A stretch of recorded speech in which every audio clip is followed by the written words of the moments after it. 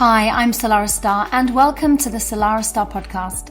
With over 20 years of experience, I've had the privilege of working with thousands worldwide and sharing my expertise across various media platforms.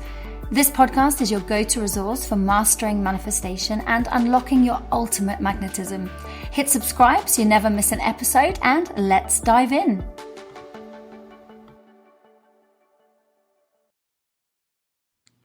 And a very, very warm welcome back. Salarah here. I've got a massive grin on my face. For those of you who are watching this on video, you'll be able to see that. But for those of you who are listening, I'm smiling from ear to ear because I have a really, really special guest on my episode today. Some of you have been following me for some time. You'll be absolutely familiar with this gorgeous soul. And he's played such a significant role in my healing journey. I can't even begin to say the impact. And for those of you who know that I've recently released a book, and for some of you that I've actually read the book, which I'm really impressed with, you'll know that he shows up a fair bit and actually has helped me a huge amount in turning my life around. And when I first met him around about 2012, I think it was, my life was back to front, upside down, and quite frankly, the wrong way around. And now I'm living a completely different version of reality. And if it wasn't for some of the profound wisdom that he shared, and the tears and the laughter and more tears and everything that we experienced on the phone, I definitely would not be where I am today. And this is my mentor, Yehuda. Many of you will hear me speaking about him in courses and workshops, and like I say in my book. And Yehuda's Kabbalistic wisdom has influenced the way that I understand life and challenges and relationships and manifestations, my behavior, human behavior, and probably most importantly, the patterns that I kept repeating over and over and over. So today we're going to have a conversation, very, very free flow, and I want to be able to help you understand a little bit about the technology of Kabbalah, my extraordinary mentor. And yeah, just sit back, relax. And if you've got a cup of tea, put your feet up, because I know that this is going to be something that will be an absolute game changer for you too. So Yehuda, welcome again, my friend, to my podcast. It's a real pleasure to have you here. And thank you for playing such an important role in my journey over the years. Would you mind sharing a little bit about who you are, what you do, your purpose? Of course. So, wow, I'm so excited. Thank you for hosting me. I remember that phone call. You remember that phone call? 14 years ago on a Sunday, right? Yes. I remember I was putting some stuff in the tumble dryer, I think, at the time. Oh, what a special day it was. And look at you today. You look amazing. Very, very inside out. I can feel amazing energy from you. You've transformed so much, and you're such an inspiration for so many people. You know, I caught you at a time in your life that you were in the darkness, and now you're in the light. And talking about darkness into light, because that's basically the essence of Kabbalah. Because what does Kabbalah mean even? Kabbalah is, the word Kabbalah means to receive. Kabbalah is a universal wisdom that teaches you pretty much how to receive. But receive what? In Kabbalah, we talk about the light of the Creator. We talk about the infinite force that comes from the universe, the force of all good, prosperity, happiness, joy, fulfillment, love, all the great things of life.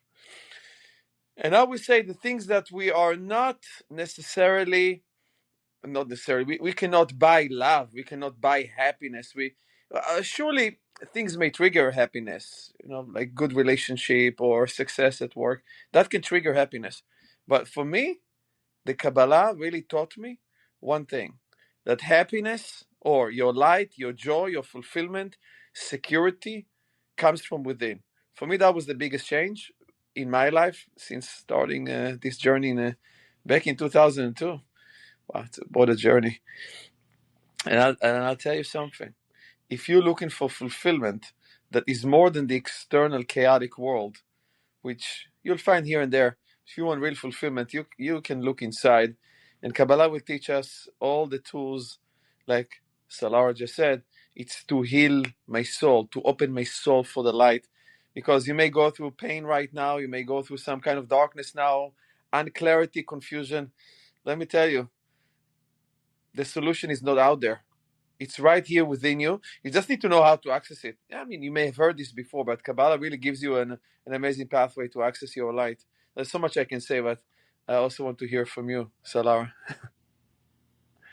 Well, that's exactly what it did for me. I didn't realize how much darkness I was in, really. I was living in the upside down. I think it's one of the Netflix series. I can't remember what it's called, but I definitely was not living a life of fulfillment and ease and peace and joy. I mean, a lot of it was my own making, unbeknown to me. I didn't know that I was a big part of the pain that I was experiencing by not only the way I was showing up in the world, but unhealed trauma also added to that, my fears that were driving so much of my behaviors.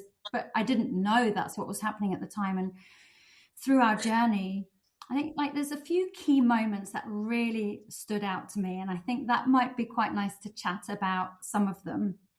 And I don't know if you ever called what I'm just about to say, what I'm calling it now. So you might have to just let me know if I've made this up or not. But I remember I game of opposites, and I remember it was a conversation kind of like around, if you always do what you've always done, you're going to always get what you've always got type thing. It wasn't those words, but it was something around that. And if I continued to respond to life in the same way, I would continue to get the same results. And I was constantly left scratching my head. I felt bruised. I felt wounded emotionally. And I thought, I can't do this anymore. So I remember you inviting me to play a game where I do the opposite of my ego. Now, at this point, unbeknown to me, my ego was absolutely massive. And that's not me putting myself down. It was a lot of hurt and pain that had created such a massive shield. So I understand with compassion why my ego had got so big and so defensive.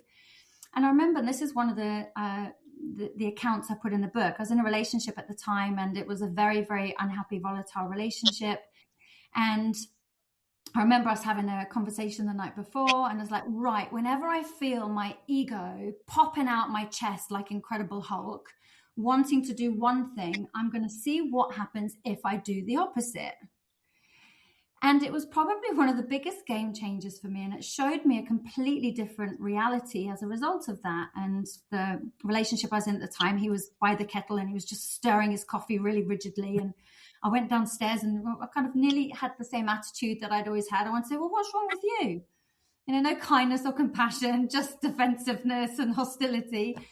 But I didn't. I just said, is everything okay? So again, I was just completely going against my ego. And he turned around and said, well, I've got absolutely loads to do. So do I look okay? And of course, my ego wanted to come out my chest like Incredible Hulk again and said, well, haven't we all got loads to do and be bullshit? But instead I said, well, is there anything that I can do to help? I could see there was a pause in stirring his coffee at the time. I'd been abducted by aliens and there was some strange woman in his house. And I started to notice a softening. But I think because there was so much trust that we'd lost in the relationship, he then turned around and said, he said, you can go and clear out the gutters. And that was the ultimate test for me, because it could have been me just absolutely exploding. But I don't want to live this life anymore. I want to break my patterns. I want to do things differently. And if that means overcoming myself, which is one of the biggest lessons you helped me to understand, then so be it. And I said to him, yes, sure, where's the bucket? Now, bearing in mind, it was a freezing cold November. I was climbing up in howling winds and this freezing sludge and gludge into this bucket. I mean, that in itself was a lesson that I ended up going and saying thank you to him, because years before that I'd been doing it and I hadn't even known how awful that job was. So that was an eye-opener in itself. But that was the start of a massive change for me. So even though the relationship never made it through, I learned valuable lessons about myself. And that's when I really understood the opponent. And I'd like to go into a little bit of conversation around, what is the opponent? What is the ego? Is it bad? Is it here to help us? I'm going to hand over to you because I know that you've got incredible wisdom on this. Wow, thank you. I don't remember you sharing that story with me, so I'm very proud of you. That's an inspiration by itself. That's incredible. Wow, let's talk about the ego. Is ego good? Is ego bad? Let's explain so much we can say just about that. Let's explain. Let me explain about the two forces that exist within us. Well, you have two forces. How do we know we have two forces or two voices within us? Because do you ever find yourself argue with yourself? Do you find yourself arguing your thoughts? Right? For an argument, you need two voices. So we do have two voices inside of us. One voice is of the higher frequency, is the voice of the soul, and the voice of the lower frequency is the voice of the ego. The voice of the soul is the voice of kindness, love, joy, acceptance, peace, and the voice of the ego is the we all know that voice, the angry voice, the judgmental voice, the voice of revenge, the voice of fear. We all know this voice. And we have this battle between this voice of the ego and the voice of the soul. So this is basically what we call in Kabbalah the free will, to distinguish between darkness and light. Now, let me tell you something that most people don't understand. Our real essence is not our ego. Our real essence is our soul, is our light. Before we came into this world, there was only beautiful soul, light, diamond. We came into this world to practice our free will. In a way, we talk about it in Kabbalah, the ability to shine light through darkness, because we are coming from a place of light. But when you are in light and there is only light, your unique light doesn't really make much of a difference. Take a candle on a sunny day. Take a candle. It's not going to make any difference. But when you take a candle into a dark room, then your candle makes a difference. And so we come from a place of light, but we did not feel so significant and so powerful and so influential. And we are coming into this world, into this physical world. It's a world of darkness, that the light is concealed. So the light of the Creator is giving us the opportunity to shine our light through darkness, so we can feel significant, so we can feel like, I did it, I overcame, I became. And so that's the journey of life. So when you face darkness, you have an opportunity to shine your light even stronger. And darkness is not a physical darkness. Even though most kids are afraid of the dark, darkness doesn't hurt. You can get scared of the darkness, you can react to the darkness, but that doesn't hurt. Ultimately, it doesn't hurt. And so the purpose of the ego is that force of darkness. The situation is never your enemy. The annoying person is never your enemy. Not having enough money in your bank is not your enemy. The person who hurt you, who made you feel like garbage, is not your enemy. It's never been your enemy.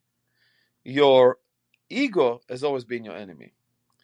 So what is the purpose of the ego? The purpose of fear, the purpose of anger, the purpose of feeling hurt, whatever that is for you to experience the darkness so you can choose light. And when you choose light, when you overcome, like what you did, like what I did, then you can be an inspiration for other people. And honestly, the stronger the darkness, the stronger that opponent is, the stronger that ego voice is, the stronger the potential for light. So, for instance, in your case, right, Salarah used to have a lot of fears, right?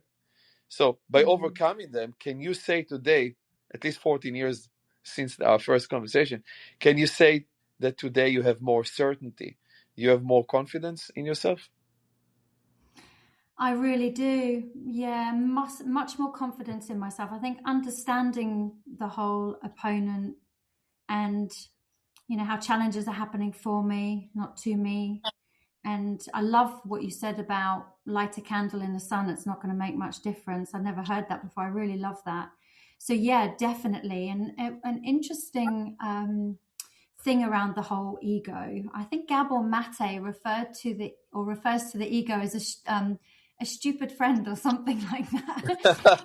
And I can't remember exactly how he says it, but I see the ego as actually has been one of my biggest gifts. So even though it's plummeted me into darkness and like taken me to places that I would never really consciously choose to go. It's actually been my making, because if it wasn't for my ego pushing me to such dark, deep depths, I would never ever have climbed up and out the way I did. Without your help, of course, definitely would have been a lot more challenging. But I look at my ego now with a lot of fondness, and I kind of look and say, well, thank you, because if it wasn't you pushing me so hard and taunting me and telling me I'm not good enough and making me sensitive to other people's opinions and pushing me into people pleasing and having lack of boundaries, I wouldn't ever have connected to the light. So I quite often wonder that, even though it is the dark aspect of self, I wonder actually really, really, really if it's actually one of the most special gifts that we can ever have, because without it, we wouldn't ever then find that light. So, that's just how I kind of ponder on it. And I quite often thank that part of me. And I understand that it's just scared and living in a survival paradigm. And, a lot of the time it doesn't really know any better and trying to keep me safe anyway. So I find it's an extremely fascinating conversation. And I want to Thank say you. something to everybody, for sure. I mean, I want to say something that ego is like a wild horse. If you know how to tame it and to train it, it can work for you. For most people, their ego make them work. Their ego is driving their life. Their ego is in the driver's seat. If you know how to tame your ego, first of all, you need to understand what it is. If you know how it works, you can use it in your favor. You can use it as a driving force for your growth, because we see people who are ego driven, they can be really successful. You can see politicians who are ego driven. You can see rich people, very rich people, massively rich people, driven by their ego. So it can help you accomplish things. But if it's driving your life, there'll be a lot of side effects. I've talked to all these people who have a lot of money, some of them even billionaires, but their life is miserable in other areas for some reasons. Whether it's their marriage is miserable, or whether they lost their connection with their kids, or they have health problems, or people betray them, and they have a horrible life. Does that mean that having a lot of money, you're going to have horrible life? No. It's because if the ego is driving the car, if the ego is running the show, there's also going to be side effects. There's also going to be making the wrong decisions. I've met people who had great business, multi-million-dollar businesses, and they lost everything for one stupid ego decision, fear-based decision, and they lost everything. Just to understand the lesson of the ego. But let me help each one of us define what that ego is, the healthy ego. The healthy aspect of the ego is a strong desire to receive. And again, Kabbalah, like we said, is receiving. You need a strong desire to receive, because the light of the Creator wants to give to you infinitely. Anything, prosperity and happiness and love. You're supposed to have it all.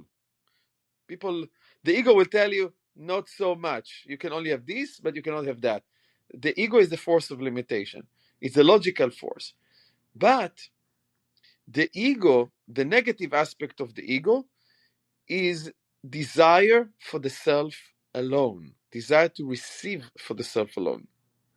So if you can remove the self alone to receiving for the sake of sharing, then that ego becomes a force that can drive you to success without side effects. And what do I mean by that?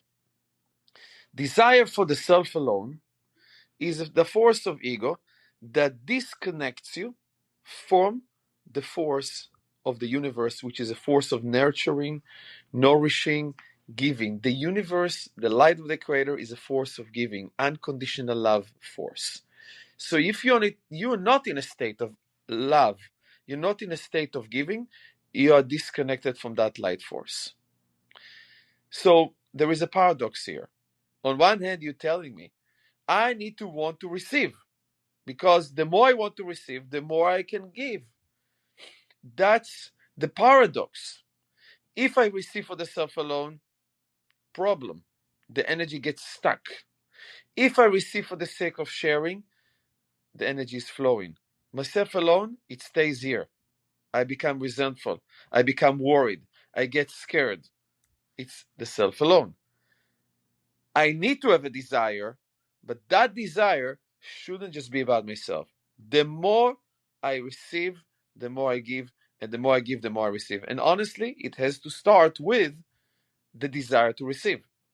Because how can you give if you don't receive? So most people actually have issues. I'll tell you, Salarah, most people have issues with receiving. Everybody feels good giving, but a lot of people have issues receiving. Mm.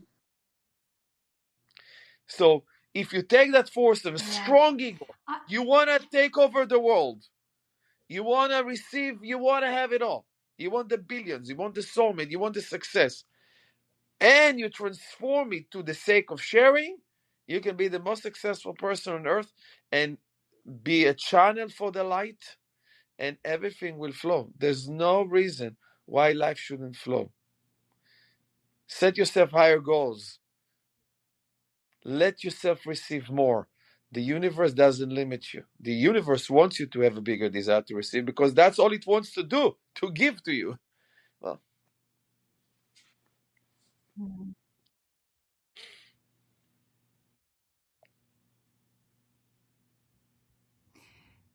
the connection went a tiny bit then.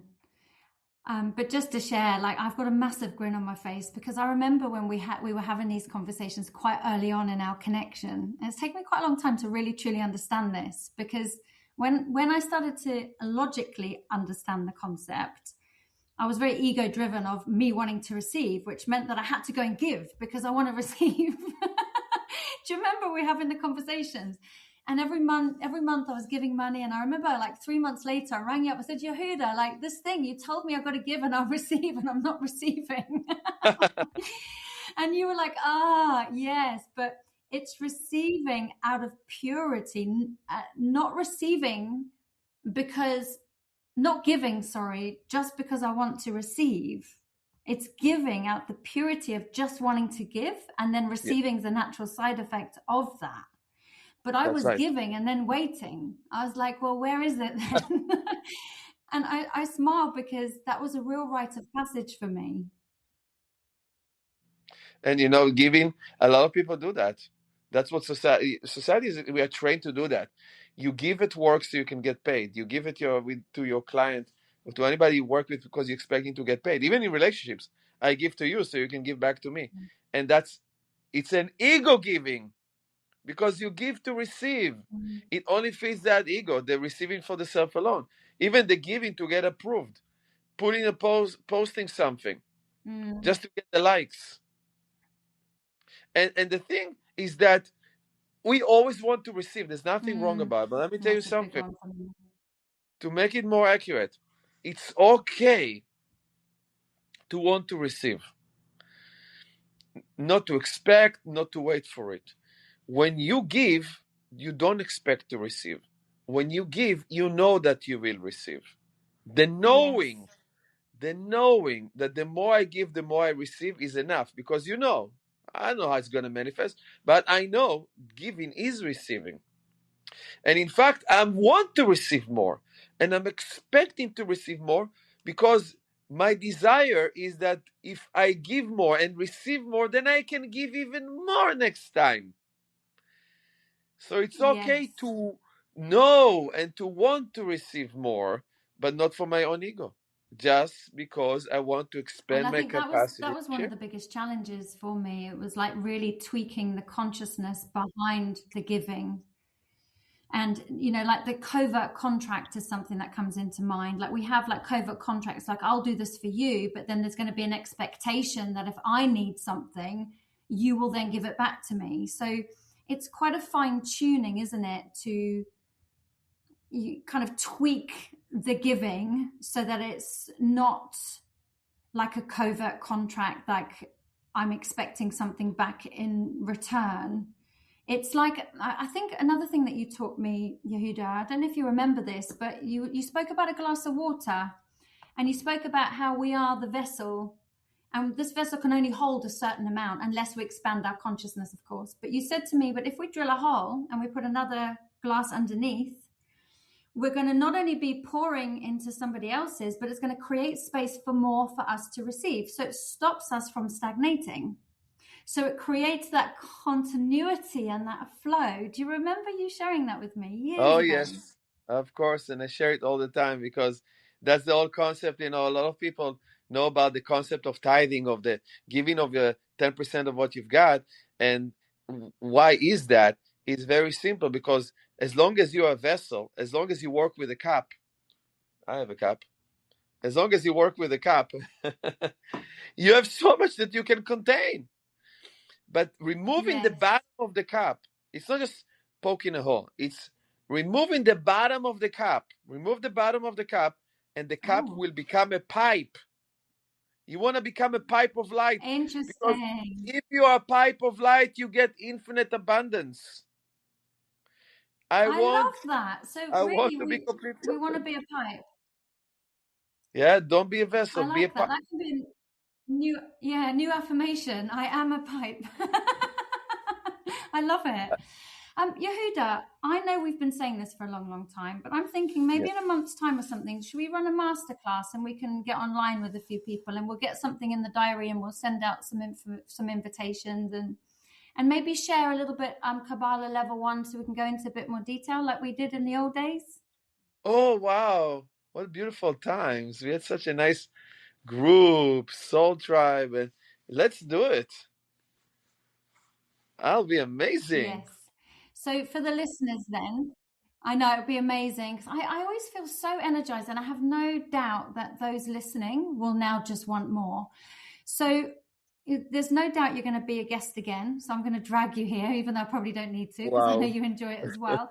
But I know you help people, like that's just your life mission and your purpose. If people wanted to contact you so that you could also help them, how would they go about getting in touch with you? I can put a link in the show notes as well. I mean, is that something that... Well, I'm thinking WhatsApp will be a good way to communicate. I have a link to book a consultation, 20 minutes complimentary consultation with anybody who wants to learn about Kabbalah and get to know the wisdom. Yeah, I'm happy to help anybody, because you know what? When I share the light, I receive the light. It's coming through me. I want to be a pipe for more light, for more wisdom in the world. And I'll tell you something. This is not just about me, because I'm a part of an organization that has existed since more than 100 years. The Kabbalah Center was opened for the public. The Kabbalah wisdom was restricted for many, many decades, millennia. For millennia, it was restricted, and only very, very, a handful of people had access to it. But starting from 1922, the Kabbalah Center opened the gates for everybody to come and learn this wisdom. So, what is the purpose of learning Kabbalah? Kabbalah is not just about self-help and awareness. No, the Kabbalah is only a tool to elevate the consciousness of humanity. So it's like the micro and the macrocosmos. That each one of us, as we elevate ourselves, we elevate the world. Like when I go out of darkness, I can help other people get out of the darkness. You do it with your beautiful book. You do it with the people that you coach. You do it with every single person, honestly, every single person you smile to, positive attitude to. You show them the opposite of the ego, like the example of the coffee is like, wow, act of kindness, another act of kindness. That's what's going to change the world. Rav Berg, who is the founder of the Kabbalah Center in our generation, I would say, because Kabbalah has existed for many, many generations, said something very special. Everybody talks about love thy neighbor, love your friend as yourself. It's all about love. Hey, listen, we're not going to love everybody, okay? But the least that we can do is have human dignity. And what human dignity is to know that there is the spark of the light of the Creator in every single person. in the animal kingdom, in a plant, in water, in everything. There is spark of the light of the Creator. So having that respect, you don't have to agree. Just have a respect, a little bit more human dignity in the world, and we're going to change the world. This is going to be world peace. And I want to also encourage all of our listeners, look into the Zohar, because if there's one thing that changed my life, I wouldn't talk with you unless I opened the Zohar that day. It's a text in Aramaic that just by opening that Zohar and just scanning it with your eyes without understanding it, it's going to awaken the light, the hidden light that is within you. It's going to spark your light, not like anything else that you've ever experienced. So we want the Zohar and the light to be all around the world. We want to create a shift in consciousness, in humanity. That's the reason why I do what I do. And that's the reason why hundreds of teachers and I would say millions of people have already learned this wisdom. And it's good news because this world needs more light. So this world is in a state of darkness.